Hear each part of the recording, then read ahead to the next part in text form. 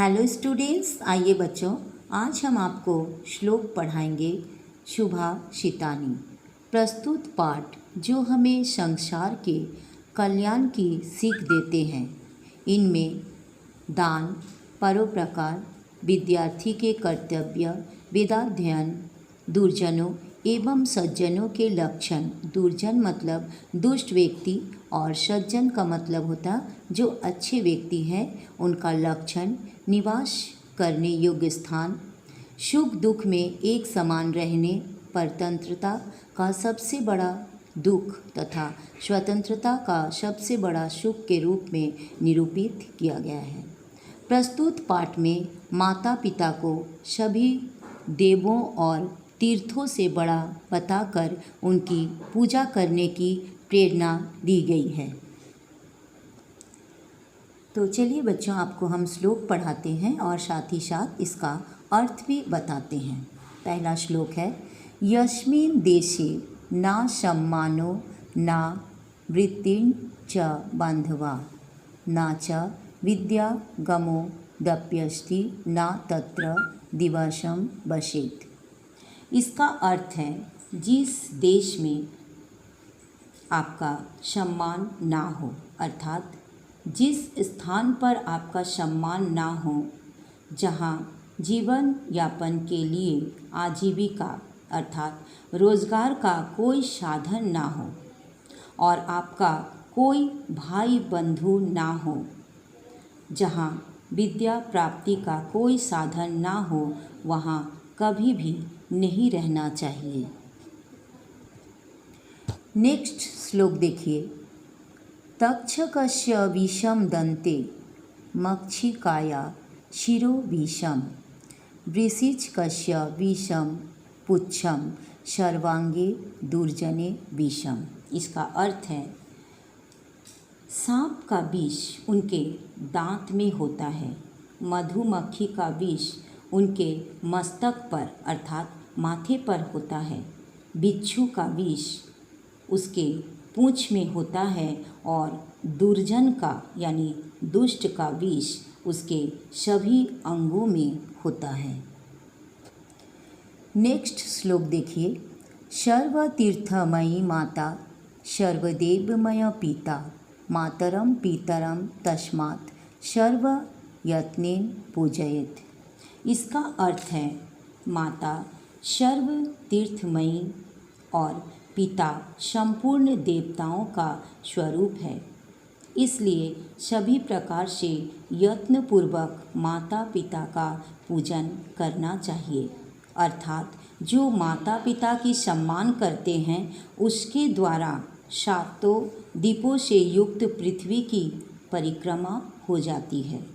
माता पिता अपनी संतान के लिए जो कष्ट सहन करते हैं, उसके बदले पुत्र यदि 100 वर्ष माता पिता की सेवा करे, तब भी वो इनसे ऊरीन नहीं हो सकता है। नेक्स्ट श्लोक देखिए, सर्वम परवंशम दुखम सर्वमात्मं वंशम सुखम एतद् विद्या समासेन लक्षणम सुख दुखयो। इसका अर्थ है, दूसरे पर आधार रहना पड़े यानी दूसरे पर निर्भर रहना पड़े वह दुख, स्वयं के अधीन हो वह सुख। यही सुख और दुख का संक्षिप्त लक्षण है। अगर हम दूसरे पर निर्भर रहते हैं तो बहुत दुख का कारण होता है, और जब हम स्वाधीन होते हैं तो वो बहुत ही सुख का कारण है। सुख और दुख का यही संक्षिप्त लक्षण है।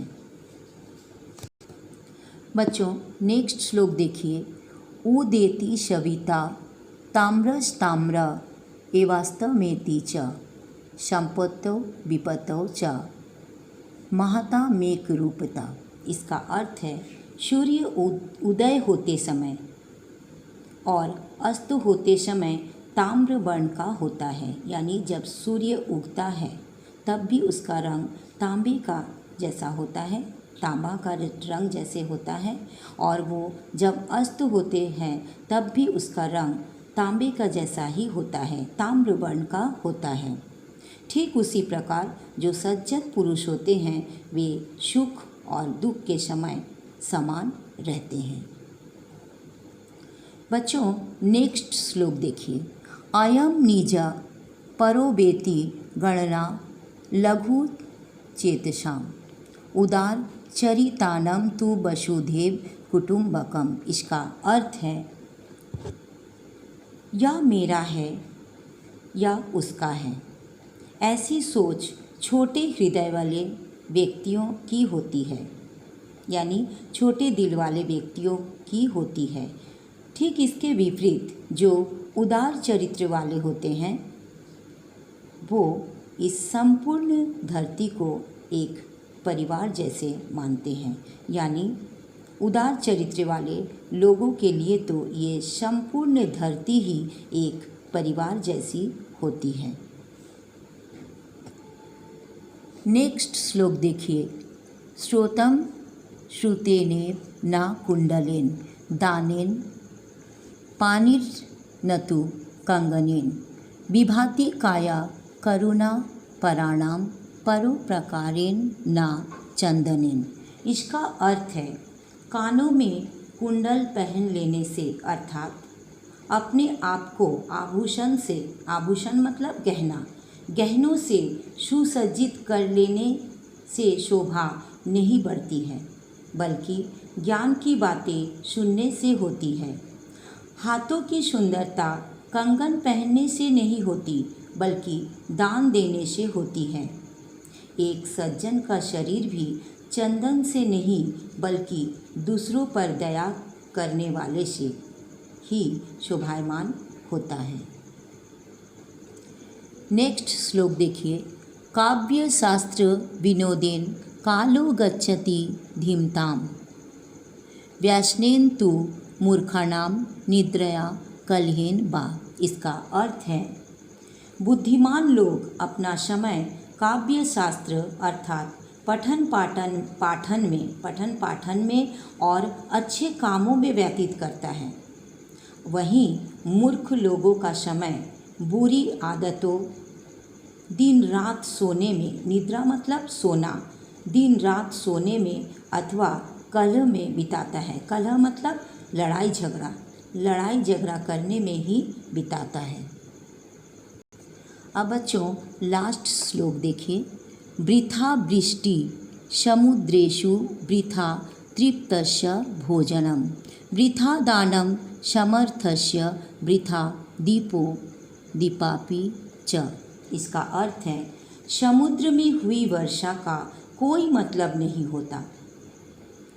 भरपेट खाकर तृप्त हुए व्यक्ति को भोजन कराने का कोई मतलब नहीं होता। यानी जिसका पेट भरा हुआ है, अगर उसको हम भोजन कराते हैं तो कोई मतलब नहीं होता। धनी व्यक्ति को दान देने से कोई मतलब नहीं होता और सूर्य के प्रकाश में दिया जलाने का कोई मतलब नहीं होता। तो बच्चों, अगर आपको ये श्लोक अच्छा लगा तो लाइक कीजिए, कमेंट कीजिए, अपने दोस्तों में शेयर कीजिए और सब्सक्राइब ज़रूर कीजिए ताकि मेरा हर वीडियो आपके पास आ जाए। थैंक यू सो मच बच्चों।